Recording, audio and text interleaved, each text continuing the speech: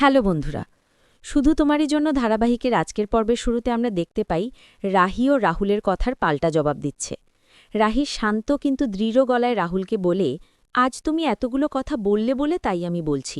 এটাও বলছি, তুমি যদি তিতলির কাছে ফিরে যেতে চাও তাহলে আমাকে জানিও, আমি সেই ব্যবস্থাই করব। রাহুল কথাটা শুনে অবাক হয়ে যায়, তারপর ক্ষোভ চেপে রাখতে না পেরে বলে, সরি, কি বললে তুমি? হ্যাঁ, why am I talking to you Rahi? তোমার কি মনে হয় আমি আমার জীবনে তিতলিকে চাই? এত কিছুর পরে একটা ভন্দ মানুষকে ভালোবাসতাম আমি। মানুষটা আমার গোটা জীবনটা হেল করে দিয়েছে। এরপর রাহুল আরও উত্তেজিত হয়ে পাশের ঘরে গিয়ে তিতলির নাম ধরে চিৎকার করতে থাকে। তিতলি, তিতলি কিসের তিতলি? তিতলি নিজের ফ্যামিলির কথা ভাবেনি, আমাদের ফ্যামিলির কথা ভাবেনি, আমার কথা ভাবেনি। সে মানুষটা বিয়ের পিনি থেকে পালিয়েছে। আই হেট হার। রাহি পরিস্থিতি সামলাতে নিচু গলায় বলে, চুপ করো, তিতলি ফোনে আছে। রাহুল ফোনটা কানে নিয়ে রাগ নিয়েই বলে, ফোনে মানে? না না না, ফোনে মানে?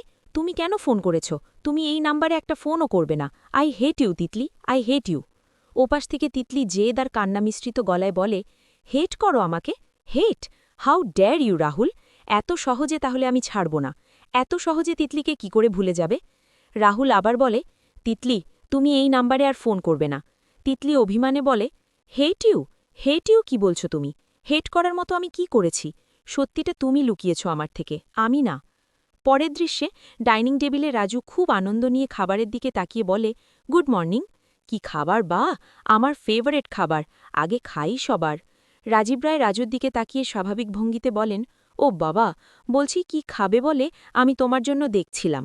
প্রতিমা রাজীব রায়ের দিকে তাকিয়ে একটু বিরক্ত হয়ে বলেন, অন্যের বাড়ি থেকে এলে তো করতেই হবে এখন, থাক না। রাজু হালকা মজা করে বলে, না না, আমার মতো হাজবেন্ড পেলে করতে হবে না। প্রতিমাদেবী একটু কাছে এসে নিচু গলায় বলেন, বড় পিসিমা আসছে এবার, তোমার ননদ, এইবার তুমি বুঝবে। তারপর তিতলিকে দেখা যায় তার হোস্টেলে ব্যাগ গুছিয়ে বেরোনোর প্রস্তুতি নিচ্ছে।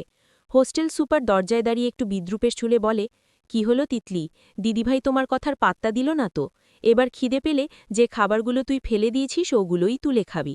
তিতলি রাগ সামলে বলে, এবার যা করার আমিই করব দিদিভাই। এরপরের দৃশ্যে পিসিথাম্মা হাতে গোপালমূর্তি নিয়ে কৃষ্ণনাম জপ করতে করতে বাড়িতে ঢোকেন। হরে কৃষ্ণ কৃষ্ণ কৃষ্ণ হরে হরে, কৃষ্ণ কৃষ্ণ হরে হরে। রাজীব রায় ও রাজুকে দাঁড়িয়ে থাকতে দেখে তিনি বলেন, কিরে ভুলু, কিরে রাজু, চিত্রপীর প্রপিতামহুর মতো দাঁড়িয়ে আছিস কেন? দেহে কি প্রাণ নেই? সবাই তাকে প্রণাম করে। পিসিধাম্মা রাজীব রায়ের চুলের দিকে তাকিয়ে বলেন, এই গো, বলি বয়স তো অনেক হলো, মাথার চুলটুল পাকেনি, ব্যাপার কি, মাখছ কি? রাজীব রায় একটু অস্তত হয়ে বলেন, কিচ্ছু মাখি না দিদি, বিশ্বাস করো। শেষ সিনে পিসিথাম্মা রাহির দিকে তাকিয়ে আদেশের সুরে বলেন, বৌমা, তুমি সকালবেলা এখানে দাঁড়িয়ে দাঁড়িয়ে কি করছো? এইবার সব শায়েস্তা, যা বলবো করবে তো? বেশ, যাও দেখি আমার জন্য সাবুর লুচি আর ছানার পায়েস বানিয়ে আনো দেখি। রাহি ভেতরে ভেতরে দুশ্চিন্তায় পড়ে যায় এবং মনে মনে ভাবে, রান্না আমি মোটামুটি অনেক কিছুই জানি, কিন্তু সাবুর লুচি, ছানার পায়েস এগুলো তো কখনো বানাইনি। ওদিকে ফোনটাও ভেঙে গেছে, ইন্টারনেটে দেখে নেব তারও উপায় নেই, সব দিক দিয়েই সমস্যা। এরপর রাহুল একটু এগিয়ে এসে বলে, বড় পিসিমা, বলছি এই বাড়িতে প্রথমবার ও কিছু করবে তো, ওকে যদি একটু দেখিয়ে দিতেন। পিসিথাম্মা কঠোর গলায় বলেন, না বলেছি তো, করো, এলেন দেখি ওর দৌড়। শেষে রাহি নিজের ভয় কাটিয়ে শান্তভাবে বলে, না না, যাচ্ছি আমি। এই ছিল শুধু তোমারই জন্য ধারাবাহিকের আজকের পর্ব। ভিডিওটি ভালো লেগে থাকলে একটি লাইক করবেন, আর পরবর্তী পর্ব সবার আগে পেতে চ্যানেলটি সাবস্ক্রাইব করে রাখুন। এতক্ষণ ধরে ভিডিওটি দেখার জন্য ধন্যবাদ।